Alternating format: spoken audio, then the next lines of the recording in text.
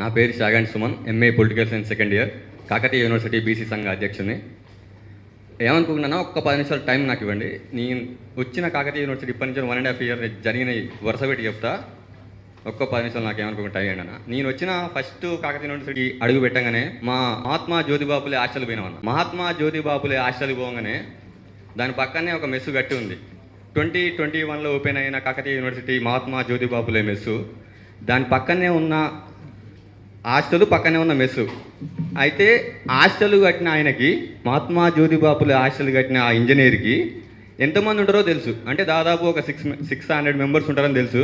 కానీ ఆ మెస్సు కట్టిన ఆయనకి ఎంతమంది ఉంటారో తెలియదు. మహాత్మా జ్యోతిబాపులే హాస్టల్లోనేమో 600 మంది ఉంటే ఆ మెస్సులనేమో 200 మందికే పర్మిషన్ ఉందంట. మాకన్నా సీనియర్ బ్యాచ్ లైబ్రరీకి వస్తే లైబ్రరీలో గట్టి కూకుంటే ఒక 200 మంది కన్నా ఎక్కువ సీట్లు లేవు.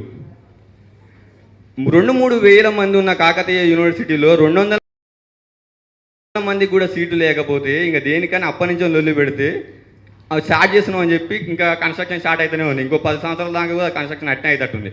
అది స్టార్ట్ అవుతుంది. సర్లే ఇంకా కొన్ని చిన్న చిన్న సమస్యలు ఏమన్నా ఉంటే మా ఇంట్లో ఉంటే ఆ ఇల్లు లాగా కాకతీయ యూనివర్సిటీని అనుకున్నాం. అది అయిపోయింది. అయితే మెస్సులోకి వచ్చినాం అన్న. మెస్సులోకి వస్తే ఫుడ్ బాగుంటుంది కాకతీయ యూనివర్సిటీ నుంచి అని ప్రతిసారి లొల్లు పెడుతుంటే ఇక ఇవాళ బాగుంటుంది, రేపు బాగుంటుంది, హనుమంతుని పెళ్ళి ఎప్పుడు అంటే రేపు అన్నట్టు అది కొనసాగుతూనే ఉంది. అయితే మా మెస్ కమిటీ అని ఉంటుంది. 1.5 year జరుగుతూనే ఉంది. ఇన్ఫర్మేషన్ ప్రకారం 5-6 కోట్లు 7-8 కోట్లు దాకా అలా అవినీతి జరిగింది కాకతీయ యూనివర్సిటీ కామన్ మెస్లో. అయితే దీని మీద ఏం చేసారు, మళ్ళీ కమిటీ వేసారు. ప్రసాద్ సార్ దీనికి హెడ్ ఉండే. దాని మీద ఇంకో కమిటీ వేసి ఆ కమిటీ ఇప్పటిదాకా రిలీజ్ చేయలేదన్న. ఖచ్చితంగా కాకతీయ యూనివర్సిటీలో మెస్సులో జరిగిన అన్యాయం ఆ ఈసీ మీటింగ్లో పెట్టాలి. మీరు ఒకసారి అడగండి, కాకతీయ యూనివర్సిటీలో మెస్ కమిటీ వేసిర్రా, ఆ మెస్ కమిటీ రివీల్ చేసిర్రా, అలా అన్యాయం జరిగింది నిజమా అబద్ధమా, దాన్ని ఎప్పుడు బయట పెడతారు, దాన్ని ఈసీ మెంబర్లో పెడతారా పెట్టరా, పెట్టకపోతే 1 కాదు 2 వేలు కాదు 2-3 వేల మంది విద్యార్థులు అందరం కలిసి కలెక్టర్ ఆఫీస్కి పోదామని చూస్తున్నాం. ఎప్పుడైతే ఎంత కాకతీయ యూనివర్సిటీలో 12 యూనివర్సిటీలు ఉన్న తెలంగాణ రాష్ట్రంలో మొదటి స్థానంలో ఉస్మానియా యూనివర్సిటీ ఉంటే 2వ స్థానంలో ఉన్న కాకతీయ యూనివర్సిటీ తెలంగాణ రాష్ట్రం రావడానికి మొదట అడిగేసిన మా సీనియర్లు, సూపర్ సీనియర్లు వాళ్ళ ప్రాణ త్యాగం చేసి మేము లేకపోయినా సరే తమ్ముళ్ళారా మీకోసం మా ప్రాణాన్ని త్యాగం చేస్తున్నాం, వచ్చే తరానికి మీరన్నా ఈ ఫలాల్ని అందుకోవాలని వాళ్ళ ప్రాణాన్ని త్యాగంగా వదిలిపెట్టిపోతే ఇప్పటిదాకా ఒక రెగ్యులర్ స్టాఫ్ లేరు, ఒక చదువుకుంటానికి చక్కగా లైబ్రరీలో సీట్లు లేవు, తినటానికి మెస్సులో చక్కమైన ఫుడ్డు లేదు. ఇంకా దేనికోసం ఉన్న యూనివర్సిటీకి వచ్చి ఇందులో ఇంకేంటంటే బీసీ ఎస్టీ వీళ్ళు తప్ప ఒక రెడ్డి వెలమ అనే స్టూడెంట్లు కూడా కనపడరు అన్న. ఒక 3,000 మంది స్టూడెంట్ ఉంటే లెక్క ఇప్పుడు కాకపోతే మీరు ఒక గంట తర్వాత అడగండి ఎంతమంది ఇలా ఎస్సీ ఎస్టీ బీసీ వాళ్ళు కాకుండా మిగతా కులాల విద్యార్థులు ఎంతమంది ఉన్నారో ఒకసారి లెక్క తీయరు. చేతుల మీద లెక్క పెడచ్చు మనం ఎంతమంది విద్యార్థులు. వాళ్ళు ఉన్నతమైన స్థానాల్లో ఉన్నతమైన మంచి యూనివర్సిటీలో చదువుకుంటారు.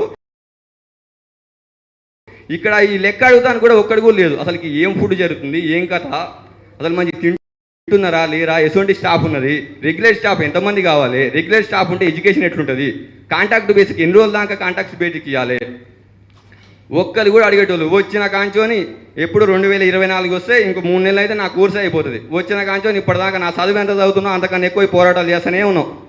మాకు మంచి విద్య కావాలి, మాకు రెగ్యులర్ స్టాఫ్ కావాలి, మాకు మంచి ఫుడ్ కావాలి.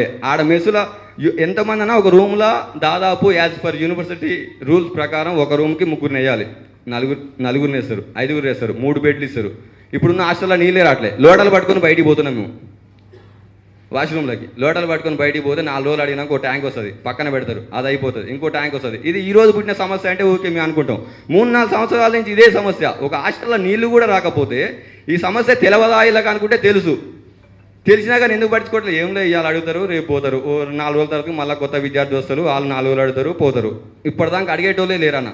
మీరు కూడా ఇక్కడికి వచ్చి సమస్య విందాం, రాసుకుందాం, పోదాం అనే ఉద్దేశంతో వస్తే మాత్రం ఇంకోసారి యూనివర్సిటీకి రాకండి అన్న. మీ ఎందుకంటే గల్లా బట్టి అదే అవకాశం నాకుందన్న. రీకాల్ 7200 రీకాల్ పెడదామని ఎప్పుడైతే మీరు అన్నారో మిమ్మల్ని కూడా గల్లా పట్టుకుని అడిగే అవకాశం నాకున్నది. వీడికి వచ్చి సమస్యలను పరిష్కరిస్తాం, ఇలా మేము 10 సమస్యలు రాసుకుంటే 8 సమస్యలైనా పరిష్కరిస్తామనే ఉద్దేశంతో ఉంటేనేమో ఏ రాజకీయ నాయకులైనా యూనివర్సిటీలో అడుగు పెట్టండి. లేదు వస్తాం పోతాం చూసుకుంటాం, మా రాజకీయ స్వలాభం కోసం మా రాజకీయ సులాభాల కోసం ఫోటోలు దిగుతాం, 10 మందితో తిరుగుతాం, మా పేపర్లో పేరు ఎక్కించుకుంటామనే ఉద్దేశంతో వస్తే ఏ ఒక్క రాజకీయ నాయకుడు కూడా ఈ యూనివర్సిటీలో అడుగు పెడతానికి ఒక్క అడుగు కూడా ముంగడికి రానియమన్నా. వచ్చినా ఫస్ట్ సార్ చూస్తాం, సమస్యలు రాసుకుంటుండా, పరిష్కరిస్తుండా, లేదు రాసుకుంటుండు పోతుండు ఫోటోలు దిగుతుండే యూనివర్సిటీ ఫస్ట్ గేట్ కాంచిన ఒక్క అడుగు కూడా లోపలికి పెట్టని. ఒక్కరం కాదు, ఇద్దరం కాదు, 3-4 వేల మంది వరుస పెట్టి కూకుంటాం అన్నీ ఎవరైనా సరే. కాకపోతే మీకు ఈ మాట చెప్పడానికి ఎందుకు అంటానా, మీరు తీన్మారు మల్లన్న అసంటోళ్ళను 100 మంది